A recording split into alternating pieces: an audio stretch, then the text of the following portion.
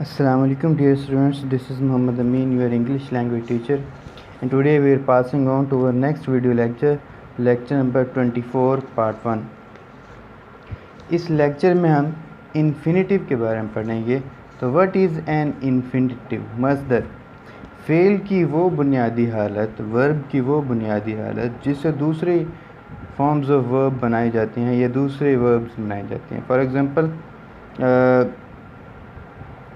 The infinitive is the base of a verb. Infinitive जो verb है उसकी base है। ऑफन प्रेसिडेड बाय टू, जिससे पहले अक्सर दो आता है, बाद औक़ात नहीं भी आ सकता। जैसे टू एयर इज़ ह्यूमन, गलती करना इंसानी फितरत है। टू एयर, टू के बाद first form. Birds love to sing, to sing, to plus first form.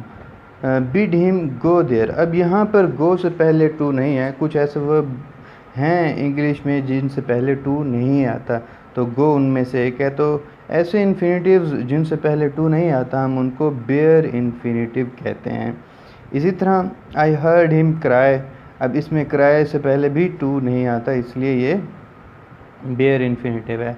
I will pay the bill, अब इसमें पे भी जो है इससे पहले टू नहीं है, विल है, तो ये भी बेयर इन्फिनेटिव। यूज़ जो है वो इन्फिनेटिव कहाँ इस्तेमाल होते हैं? यूज़ ऑफ इन्फिनेटिव, इन्फिनेटिव कहाँ इस्तेमाल होता है? As the subject of the verb. Infinitive जो है सब्जेक्ट के जो वर्ब है उसके सब्जेक्ट के तौर पर इस्तेमाल होता है। जैसे to find faults is easy, अब टू फाइंड जो है ये एज अ सब्जेक्ट यहाँ पर काम कर रहा है। To rain is worth ambition, अब इसमें to rain as a subject के तौर पर इस्तेमाल हो रहा है। अब as the object of a transitive verb, transitive verb के ऑब्जेक्ट के तौर पर भी इस्तेमाल होता है। जैसा कि I do not mean to read, अब इसमें टू रीड जो है ये ऑब्जेक्ट के तौर पर इस्तेमाल होता है। As the complement of a verb, किसी वर्ब के कम्प्लीमेंट के तौर पर, जैसे her greatest player is to sing, अब इसमें जो प्लेयर है ग्रेटेस्ट प्लेयर इज़, अब इसके बाद ये जो टू सिंग है ये कम्प्लीमेंट है। किसका कम्प्लीमेंट है? वर्ब इज़ का। तो ये वर्ब के कम्प्लीमेंट के तौर पर भी इस्तेमाल होता है। As the object of a preposition, preposition के ऑब्जेक्ट के तौर पर भी इस्तेमाल होता है। जैसे he had no choice but to obey, इसमें बट जो है वो प्रेपोजिशन है और टू ओबे जो है इसका जो है वो प्रेपोजिशन के तौर पर इस्तेमाल हो रहा है, ऑब्जेक्ट की प्रेपोजिशन के तौर पर इस्तेमाल होता है। इसके अलावा जो as an objective complement, object के कम्प्लीमेंट के तौर पर भी इस्तेमाल होता है। जैसे आई सा हिम गो, अब हिम इसमें ऑब्जेक्ट है और गो जो है ये कम्प्लीमेंट है, तो ये इन्फिनेटिव है, बेयर इन्फिनेटिव। तो ये बुनियादी तौर पर 5 हालतों में इस्तेमाल हो सकता है। मैं दोबारा रिपीट कर देता हूँ। As a subject of the verb, उसके बाद object of a transitive verb, इसके अलावा जो है as the complement of a verb, as the object of a preposition and as an objective complement. इसके अलावा जो है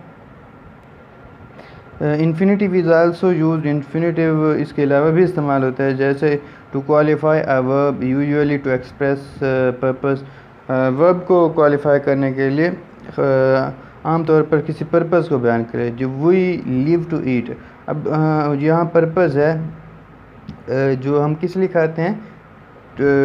to live, we eat to live, purpose है यहाँ पर।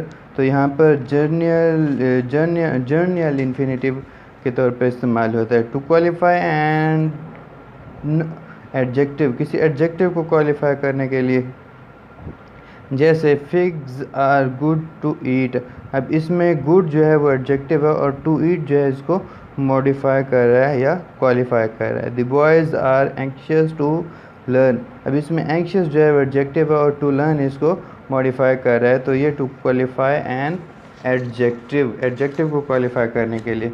इसके अलावा टू क्वालिफाई अ नाउन, किसी नाउन को भी क्वालिफाई करने के लिए इस्तेमाल होता है।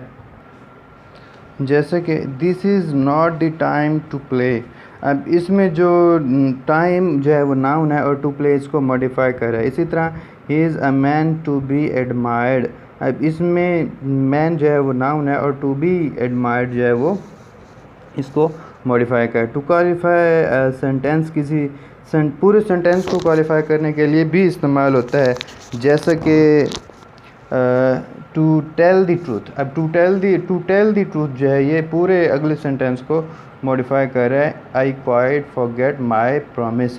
अब इसमें to tell the truth I quite forget my promise. इसी तरह ही वाज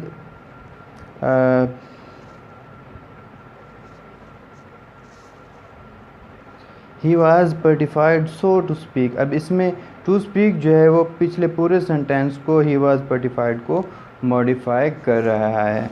तो यहाँ तक हमने पार्टिसिपल के बारे में पढ़ा, सॉरी इन्फिनेटिव के बारे में पढ़ा, इन्फिनेटिव क्या होता है और इसका इस्तेमाल कहाँ कहाँ होता है। अगर आपको कोई चीज़ समझ नहीं आई तो आप पूछ सकते हैं। शुक्रिया।